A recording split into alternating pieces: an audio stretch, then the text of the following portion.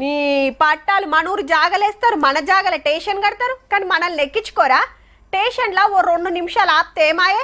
అరే దూరం పోవాల్సిన వాళ్ళు బొచ్చడు మంది ఉన్నాం, ఇక్కడ స్టేషన్ పెట్టుకొని ఏడుకోబోయి ఎక్కాల్సి రావట్టే అని పబ్లిక్ అంతా బాధపడుతుంటారు. కండ్ల ముంగట్టుకెళ్ళి రై రై పోతుంటే ఎవ్వరికైనా అనిపిస్తుంది కదా. మరి ఇప్పుడు గీ ముచ్చట దేనికి అంటారా? ఇగో గిందుకు.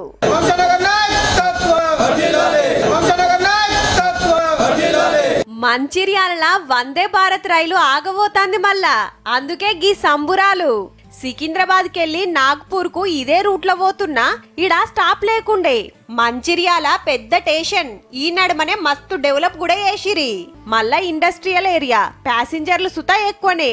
చల్ మా కాడ రైలెందు కాపరని Peddapalli MP Vamshi sir centre rail బండ్ల మంత్రి అశ్విన్ వైష్ణవ్ సార్ ను 4-5 మాటలు కలిసిండు. పార్లమెంట్ లో కొట్లాడితే జప్పునే ఆగబోతుందన్నట్టు. వందే భారత్ స్టాప్ ఎట్టి పరిస్థితుల్లో తేయాలని చెప్పి చాలా మంది నాకు రిప్రజెంటేషన్ చేసినారు.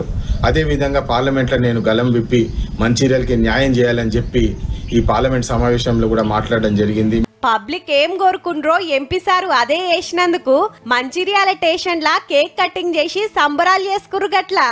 మనం మంచిర్యాల పట్టణ ప్రజలు ప్రతి ఒక్కరు కూడా వారికి హృదయపూర్వకంగా ఈ సందర్భంగా ధన్యవాదాలు తెలియజేస్తూ, ఈ నియోజకవర్గంలో పార్లమెంటు నియోజకవర్గంలో ఆనాడు కాకా వెంకట స్వామి గారితో మొదలుకుంటే, వివేక్ గారిని మొదలుకుంటే ఇవాళ వంశీకృష్ణ వరకు ఇవాళ ట్రైన్లు ఆపినటువంటి ఘనత ఇలా వారిదని కూడా ఈ సందర్భంగా మేము తెలియజేస్తున్నాం.